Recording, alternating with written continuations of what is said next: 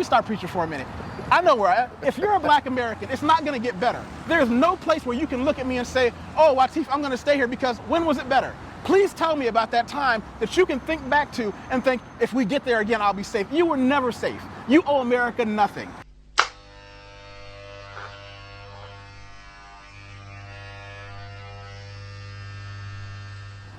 What's up, world? It's your boss, International Zoe. I'm here in Sao Paulo, what does Zoe Brazil. mean? I don't even know what that means. Well, Zoe is a shortcut for K-Zo. That used to be my name when I was an MC. And of course, your friends always shorten down your name as time go on. So the Zoe comes from K-Zo. K-Zo. K-Zo, okay? I meant to ask, because my name is Yusef Wateef, and no matter where I am, everybody says, well, what should I call you? And no matter where I go, it's going to get shortened to Watt anyway. So you can call me Watt. So how does a brother from Niagara Falls, New York, get a name like Yusef Wateef? My father named me partially after a jazz musician named Yusef Wateef. Okay. Then, now this is a weird thing. He's dead, so I can't ask him. But apparently in 2017 or 18, they discovered, because my father was, he loved pyramids in Egypt. Okay. They discovered the tomb of a man named Wateef. I'm not kidding, that's literally how they pronounce his name. Wateef. So I'm wondering if he slid that one past my mom. Okay. Yusuf is an old Arabic name. Yes. That means the promise. It's in so many different cultures. And Wateef was the abbreviation for Wateef because my father was Hiawatha. And my grandfather, my father is Harvey Hiawatha. My grandfather was Hiawatha, so they named me Wateef. But I'm also wondering if he slid that Egyptian name in there without my mother knowing it. Right. He might have. He might have. You're the first person I told that to out loud. I was definitely going to ask.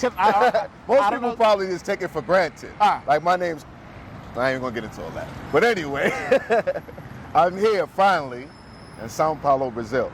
And I was looking for another content creator to connect with. So I found the brother. I don't think even I was referred to you. I'm not sure how I found you. And I said, perfect. I watched some of your stuff. You have pretty engaging conversation on your channel. Thank you. A very intelligent brother, but let's kind of reel it back to the beginning and let's say, what was it like, a young brother like yourself growing up in Niagara Falls, New York? Because most people only dream to visit Niagara Falls in their life as a place to get off their bucket list. Niagara Falls is cold. Like, the most vivid memories I have is, give you an example. Halloween comes, you have to go as like Chewbacca the Wookiee. You can't have cool costumes because you're gonna end up wearing a snowsuit anyway. Right. You know, I've never lived any place cold since I left home. Niagara Falls, New York, a lot of people think it's a big city. It's not. It's actually a very small place. Well, how much the population? I think now it's something like 50,000. It's a very small place. And it's getting smaller every year. Okay. Niagara Falls, I'm proud to tell you, when I was growing up, didn't have any of the problems it does now. It was not a place where it just wasn't on anybody's list of cities to run ripshod through, but now times have changed. Right. You know? So you go to school there, you graduate school. Did you do any sports, anything special while you were in school? No, I didn't start really getting physical until I went to college. When I was in school, my full-time job was going to class and I had an after-school job. Right. So tell me quickly where you went to college and then what became your profession. Well, my management degree is from, well, I have a couple of degrees, but my management degree is from New Mexico State University. But after that, I went into the financial business. As a financial professional, I worked for 9 years I dealt heavily in cash value life insurance and mutual funds, and that allowed me to retire at 37. 37 years old. Okay, once you retire, what happens? Because I know you're well-traveled. Well, let me be clear though, when I say retire, I didn't leave with a pile of money. At 37, I had 2 university degrees, 2 businesses that I could run, and I had no debt at all. Working with money taught me it's not how much you make, it's how much you save. And when I put myself into a position where I could save and invest 15, 20% of my income, life just gets exponentially easier every year after that. Right, right. So at 37, what happens after you say, I'm going to retire? I had already traveled to a bunch of countries. I've lived in about 15 countries. I had already traveled a bunch. You know, my first memories were being a kid and going to Toronto, Canada. Okay. But by the time I graduated, I had already lived in Spain, London, a couple of other places. And I was living in Las Vegas, Nevada at the time. And I decided I wanted to hit the road again. Right. I moved to Shanghai, China for a couple of years. And then I came to Brazil, came to Sao Paulo, Brazil. What inspired you to travel? When I was a kid, I had a really good situation with my father and my mother and my grandmother, meaning my first memories of my mother were of her reading a word and then me reading a word. Then my father would give me books that were way over my head. Like, I remember reading Plato's Republic when I was like 10, and then being an adult, like, why did you give me that? Like, there was no way I could get through it. But what they set me up for, by the time I got to high school, my reading level, my mother told me that they made sure I could read minimum 3 grade levels ahead. I didn't know it at the time, I'm just a kid, and that gave me a huge set of advantages. Well, at the same time, I'm absorbing everything I can. I mean, I would read, I had an aunt that had an entire set of encyclopedias at her house. I read through every one of them twice. I knew there were places around the world that were just nothing like home. Right. I knew that there were these amazing things. Like, I remember being a child reading about the running of the bulls in Pamplona, Spain, and I said, I'm gonna go do that, and then I did. It was stupid. I mean, I watched guys When you said encyclopedias, I know that brings certain people back. Right. The days of the encyclopedias, like, that was a big thing. Even for an encyclopedia salesman, I would have to say that must have been a big thing to get that order. And my father... Well, you get them once a month. You would get them once a month. Yeah, my father, thank God, he was into that. And he would sit there and read it. And I think that definitely opened up my mind, because you can't help it if those encyclopedias are always there sitting there, that you're going to open it one day. You're going to open it, start with letter A, and just keep going down the line. Well, I'll go even worse. One of the things my parents told me when I became an adult, and I had to go from one parent to the other one to verify it, they had a conversation because they realized something, that they had kind of created a monster. And what that meant was they didn't know that I wasn't just reading the books they gave me. I would go into their personal libraries that would just be out there and read their stuff, which, my father is the reason that I am such a huge, no thank you, obrigado. Lady selling these little dulce de leche candies on the road. My father is the reason I love horror. I remember, reading The Exorcist and The Omen, and as an adult, I'm like, that either made him one of the greatest dads in the world, or even more irresponsible than I thought in the beginning. I grew up watching some of those like nasty 80s movies, but at the same time, I was never afraid. It was just cool to us. But usually, when you read a book and then you see the movie, the book is usually so much more graphic and detailed than the movie. Oh, yeah. So I can't imagine you reading The Omen and The Exorcist book. But here's the thing. When I read them as just books. Right. And my dad would read it, and then I would read it, and then my mom told me, she said they had an agreement that as long as I was reading, they would never censor what I read. I remember spending entire summers in the library just cleaning out sections. Wow, never censored. First thing comes to my mind, Playboy books. No? Well, you know what? I'm just kidding. We're not trying to get thrown off the internet. We'll have that conversation later. I'm just kidding. So your wealth of knowledge inspired the traveling. And you said you lived in Shanghai, China? Before this, I was in Shanghai. Before that. And your final destination was here in Brazil? No, it's just Brazil is where I decided to come and get my second citizenship. Okay. But I mean, I can live off my computer anywhere in the world, so. Right. What brought you to Brazil? I had never lived in South America. As a matter of fact, a lot of my friends thought I was going to settle in Asia because I lived in China for a couple of years, Japan for a couple of years, Thailand. But I trained in Brazilian Jiu-Jitsu, and Brazil had a reputation for great food, and I just decided one day I was going to come to Brazil, and I just came. And how many years ago was that? 6. 6 years ago. You landed in Brazil. What's your first impression? I'm not nearly as good at reading Brazilian Portuguese as I think, because I did a couple little courses here and there, but then when you get here, I did a video on my channel called Hustling Portuguese Backwards, and I'll give you the link for that. Then I took Pimsleur, which is really famous for teaching you how to speak, and it really helped. It helped a lot. Well, what was your impression of the city, the people, the culture?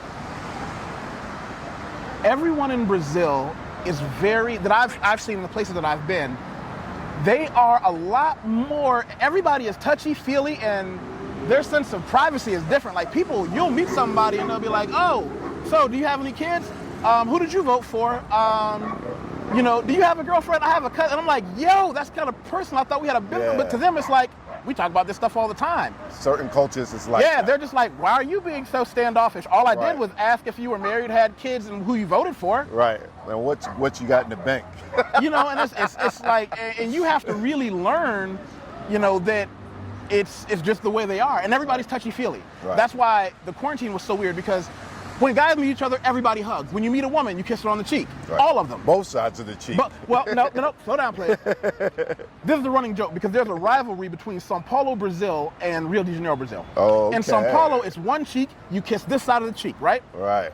But the joke is, they say people in Rio are lazy and they got nothing but time, so they can do 2 kisses instead of 1, but we're too busy doing business. Okay, because I was just in Rio in January. Right. And, everybody's on edge about the pandemic and all, and we were meeting girls and they were still kissing on both sides of the cheek, and I was feeling awkward in the beginning, but then I said, what the hey? Listen, I have visited Rio. Rio is not for me. Rio is wild. Why did you choose Sao Paulo? Sao Paulo, Brazil, I chose because this is where the education and the money is. I run a couple of different businesses, primary of which is an expat relocation services business. I'll give you the link for that. Yeah. I help people come to Brazil and legally get their paperwork done. Right. This is where the money is. This is where the education centers are. Sao Paulo, Brazil is the crown jewel of South America. It's the city where everyone wants to go. Right. The largest city. Oh yeah, Sao Paulo. I think by population, it's something like the 4th largest city, and by land mass, like the 11th. Right. Only being beaten out by a couple of cities in China and in India. Yeah. It's about 14 million in the interior, right, and then the whole is about 20 million. It's enormous. From what I read. We have neighborhoods that are bigger than countries. Right. We have states that are bigger than several countries.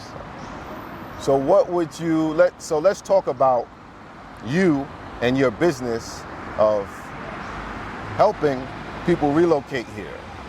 Let's talk about that. And what inspired you to do that? It started 3 years ago when I was doing it for my friends anyway.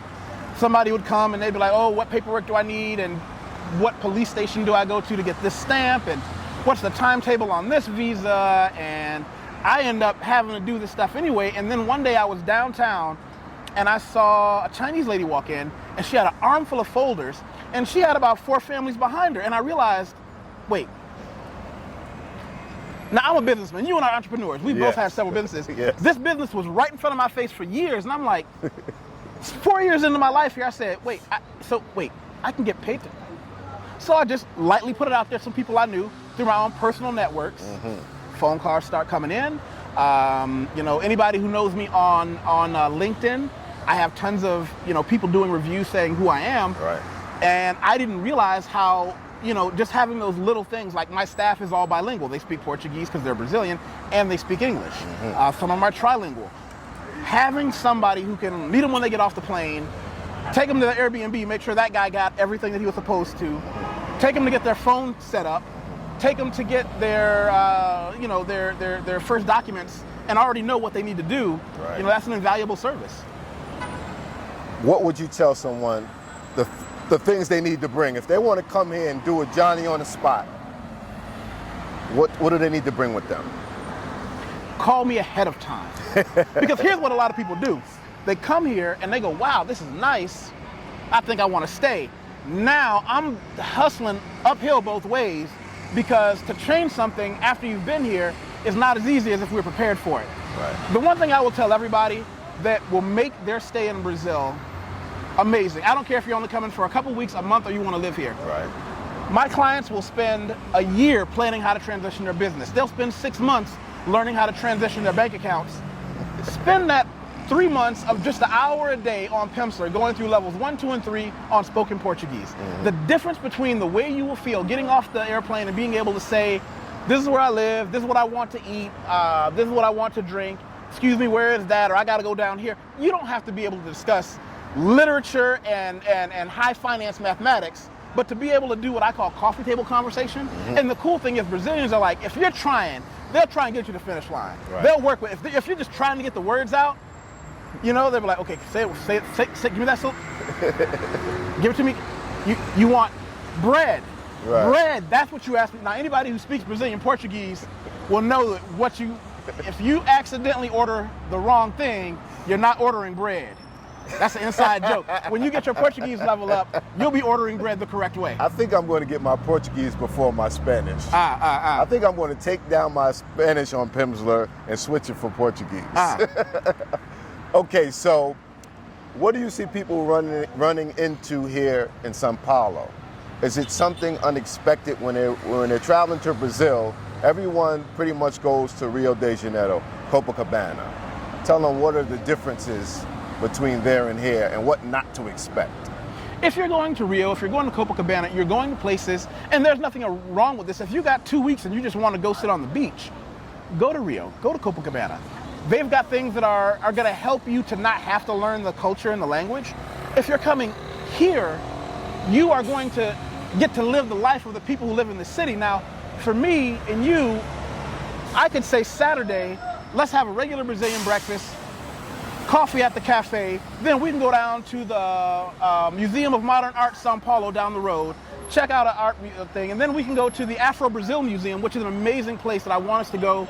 Yes. It talks about the history of being black in Brazil. You know, after that, we can go have lunch at any number of restaurants. You can go to a Japanese restaurant with a Japanese chef, a German restaurant with a German chef. We can walk downtown and just go to food stalls after food stalls. Then maybe after that, you want to hang out for a while, find something to do. Maybe we'll go to one of the art house theaters that plays international movies and check out a movie that was done in Japan with Portuguese subtitles, just to expand your brain. Right. Go home, take a shower, then after that, maybe we'll go to the Blue Note and catch a Brazilian singer sitting in with a Cuban drummer who's got a Brazilian bass player. Right. You know, and then after that, go sit back down on the corner and get a snack on the corner and some coffee and a little cake and talk about our day. So what I'm getting from that is Sao Paulo is full of culture. Yes. And not just Brazilian culture, but a mixture of cultures. You can get anything you want here, infused with that Brazilian culture. Right. What would be the main areas that someone might choose to live here in Sao Paulo, because it's pretty big? It's enormous. So you could be on the outside, but where would they be that would be more or less in the interior? Is living in this area of Sao Paulo equivalent to maybe like living in Manhattan? Is there anywhere that feels like the 5 boroughs of New York City? Totally different. Okay, what's the difference? But here's what I would say. I would say if you're new to this country, live within 30 minutes of Avenida Paulista where we are now. Why? Yes. This is where all the action is, and everything here is a place you can get to someplace else. It's got the train station right here. But here's the trick. A lot of my clients, they'll say, okay, well, I want to live in this neighborhood. Well, that's a great neighborhood and that's fine, but you're so far away from downtown now that now if you have already lived in the city and it's not this first couple of years here, fine, go get a house, you know, out here. But while you're here, I don't want you at home. That's the thing. I told my clients, when I have a few realtors that I work with to get my clients apartments and houses, I don't want you at home. I want you to spend that first couple of years learning your Portuguese, going out with us, hanging out with the group. Shout out to Black Expats in Brazil. Catch us on Instagram, catch us on Facebook. It's spelled exactly the way it sounds. We are a group, like once a month we'll do something indoors, but I lead that group. We go out and we do stuff. We go to museums. We do everything from fundraisers to, you know, last season we just had a clothing drive. When the seasons change, I tell people throw all their old clothes in a bag and then I donate it to a homeless place. Right. You know? Let's talk about the cost of living here in Sao Paulo. Okay. I've watched some of your show. I heard you talk about your electric bill, your rent, and just make some comparisons to those living in the States that might be thinking about coming here to Brazil. So this is where a lot of my friends in the States get mad. I'll show them a picture of my apartment. I have a basic bachelor place, got a little area for the bedroom. Over here it's got a little sofa with a coffee table where I can put my computer. Over here I got a little kitchen with a 4-burner stove. Then I got a little shower, bathroom. Right. I pay $230 a month for it. That includes, I live in a place, got a doorman downstairs, got a buzz you in. I'm 15 minutes away from here, so I'm downtown. But let's say you got wife, kids. Okay, maybe you spend $500 or $600 US for an apartment or a house with like 4 bedrooms in it. And what I do is when I bring my clients, I'll negotiate a contract, and this is something I've done all over the world. They'll say, all right, well, it's gonna cost you $300 a month. I say, ooh, it's kind of steep. Why don't we do this? Why don't you cut it down to $280 for this guy, maybe $275? Oh, I can't, man, you're trying to insult me, that hurts. But wait a minute, slow down, player. What if I reach in my backpack and I pull out 6 months ahead cash? Right. Now they start looking at it. I don't know if you remember the movie Total Recall. There was a situation where this dude was trying to bluff him, and the way he knew the guy was bluffing, there was like one bead of sweat that came down his face. Right. I've seen that happen. The hands start touching, and if you touch the money, it's yours. Yeah. So I put the money on the table. I'm like, we can pay you 6 months up front. Give us that discount indefinitely. Right. I can't, that's, hands start twitching. Touch it. You know you want it. I'll take the money. And in these times, with the pandemic and everything, it's probably even get the better deals at this point in time. Yeah. Right. If you're somebody that can say, you got these apartments, let's say you're a landlord and you got 4 apartments, half of them empty, the other 2 families having a struggle time paying, and you can just help him break even, he's happy for it. Right. You got me thinking, should I get an apartment before I go and just keep paying it until I move back here? Well, here's the thing. I might get a great deal right now. I have clients that have come down here. We've set them up with an apartment that they haven't even moved in yet, right. A P.O. box for their business, all this stuff. And they're like, so having all this stuff here is still less than they're paying for their garage space in L.A. Yeah, and they're exactly. Just to park your car in some major cities, it's like $250 a month. Yeah. If you're lucky. And so, and I've done that for people. I have some people, I want them to see things before they decide if they want to be here. Right. But the cost of the living here is so low that you can throw an investment and say, I'm going to just give myself a year of living here to see how it goes. I have some of my clients, unfortunately, have been laid off from their jobs. Their companies let them go. And they're on unemployment. I'm like, it's better to be unemployed in Sao Paulo, Brazil, than in LA, New York, Houston, right. Chicago, where your life expenses are still out the window. Right. But now that little unemployment check, when you're getting that little $2,000 a month, right? My clients, they say, well, what's the minimum I need to be bringing in to live in Sao Paulo, Brazil? If you're bringing in more than $300 US a week, you're living at top of the scale. Now, of course, that doesn't include your setup fees.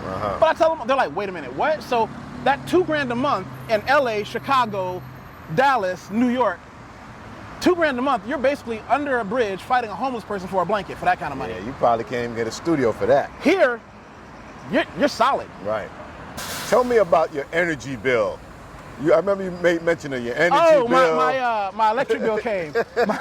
My electric bill came, and it was something like $12. Damn. It was hilarious. Unlike Dominican Republic, where the rent is cheap, but your energy bill is super expensive. And then you said you have a housekeeper as well? Yeah, I have what's called a giorista, and once a week she comes in, and I noticed something, because what I would normally do is I would just leave her money under the air fryer, I will go, I did a video called Brazilian Maid Service because, like I said, I work with money. I'm gonna give you a little backstory. I work with money long enough to understand how money works. People who are have-nots or don't understand money, and this is not me pointing fingers, I'm saying you learn how money works. They think if I have a maid, I'm just gonna sit in my bed and let the maid do the work. That's not how you think. If I'm paying my maid, I think I pay something like, let me think, what's the math? $30 US? For the time she's cleaning my house, I'm not gonna sit around. I'm gonna take my laptop and say, if I'm paying her 30, I wanna make at least 100 during the time she's doing that, right? So what I would do is I would just go across the street and sit at a cafe, get on my computer and work. Right. And I would always tell her to call me when she's done, and she would always call, oh, I forgot to tell you I was done. Then one day I had to stay in while she was cleaning, and I realized something. It don't take her that long to clean, because I was watching her move, and I'm like, at this rate, she's probably taking like 90 minutes. I'm a single man with no kids. How hard is it? It's upkeep. Yeah. At that point. Yeah.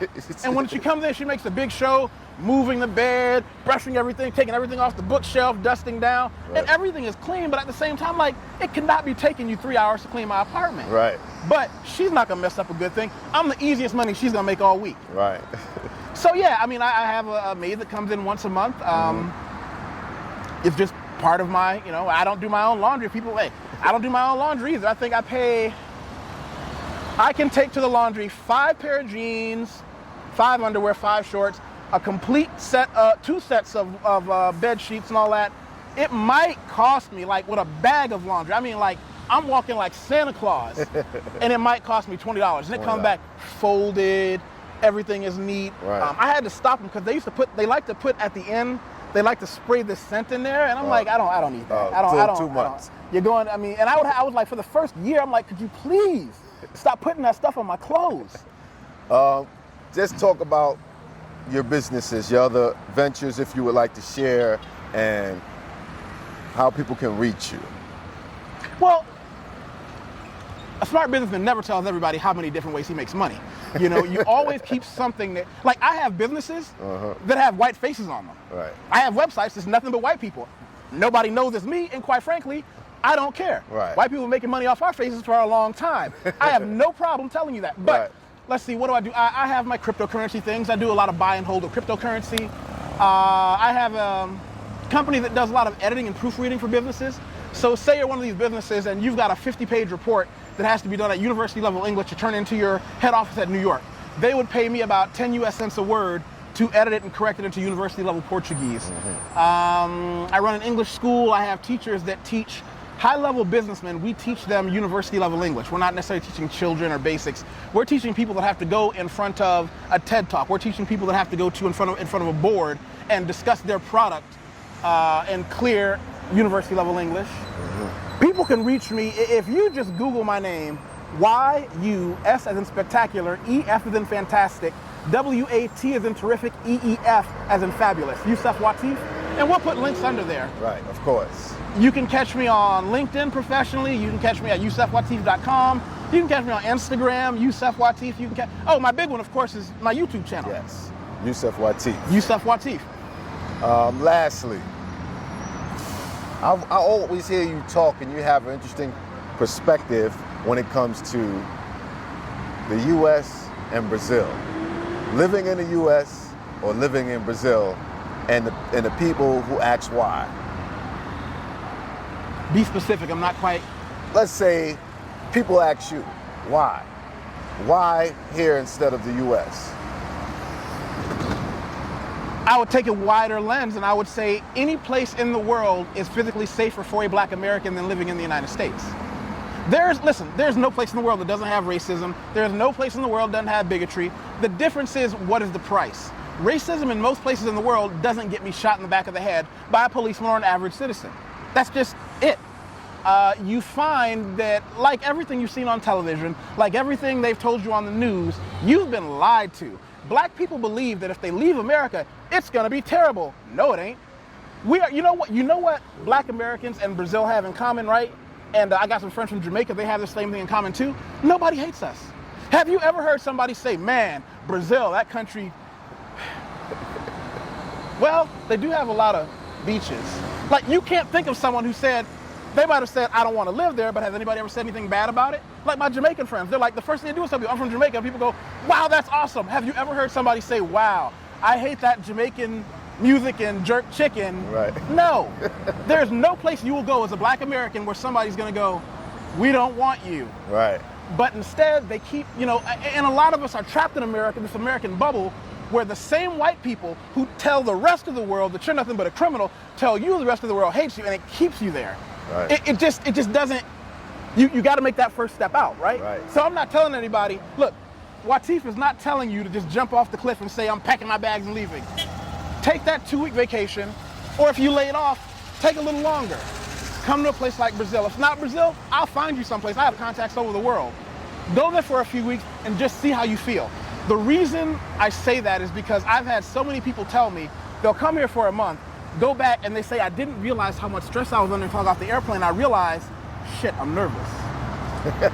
I got a buddy of mine who talks about the drive from his house to his office is about 45 minutes on the highway, in Texas, and every day he wonders if that cop behind him is not just going to give him a ticket, but just decide to murder him. My friend is a veteran, and he was talking about a video they just saw of a black veteran. Yeah. And I mean, you saw it. You know, I get frustrated because people, black people, and I want to be very specific, I'm talking to black Americans, they talk about, well, things are getting better. Well, when was it the best? Can you think of a time in the past when it was so good you want to go back to it? America never planned for you to not even be a slave. America isn't your friend. America didn't change. There's nothing that's going to happen that's going to surprise me. Black people want to believe that maybe things are getting better. How much better can it be? We talk about, oh, well, that guy's going to get convicted for killing George Floyd. It only took 15 videos and a doctor saying, yes, putting your knee on someone's neck could kill him. Really? And a year. And a year, right? Congratulations. Congratulations, you got to win. No, you owe no one anything. I have relatives that are angry at me because I don't live in the struggle. Well, don't you want to stay here and fight? No. My life is meant for having fun, traveling the world, lifting heavy weights, training in Brazilian Jiu-Jitsu, making love to beautiful women. Right. I'm not going to walk out every day stressed about whether or not I have to die. Right. That's somebody else. Me, I'm going to enjoy my life. I don't have any worry lines on my face. Right. Why don't you, and that's another thing, why do so many black people have a hard time believing they don't have to struggle? Like, I have some people that finally got out of the struggle, they got themselves into a good business position, they don't know what to do with themselves. They don't know what it's like to not have to live in fear. They don't know what it's like, how much better you are at life when suddenly you're not worried about, not only do I have to make my business work, not only do I got to take care of my family, but I got to worry about getting murdered today. When you just take away that part, life changes. The game has been good to me because I worked my ass off for it. Right. And it's not easy. Don't walk away thinking Wateef is telling you this is easy. It's not. It's hard. It'll be the hardest thing you ever did, but it's worth it. Right. Last thoughts. We're supposed to wrap it up. We're in Avenida, how you say it? Avenida Paulista. Avenida Paulista. This is like the main thoroughfare of the city of Sao Paulo. Right. Last thoughts, anybody watching? Last things you might want to say to Barber World TV. Gain perspective. See things in places where you are not comfortable. Go places where you don't know anyone. Talk to people who have lived the experience. It's not, my father could never have imagined the life that I live because he didn't have these opportunities. I don't believe, my grandmother would tell me stories of watching our relatives being hung from trees. I don't believe that any one of them were burned, castrated, and lynched, not necessarily in that order, with the thought that I want my grandchildren, great-grandchildren, and great-great-grandchildren to be forced to eat their lunch under the same tree I was hung under. I would like to believe their last thoughts were that those that come after me might be free of this. Get free. Get free. Help's not coming. Help is not coming. You're responsible for your own happiness. Peace.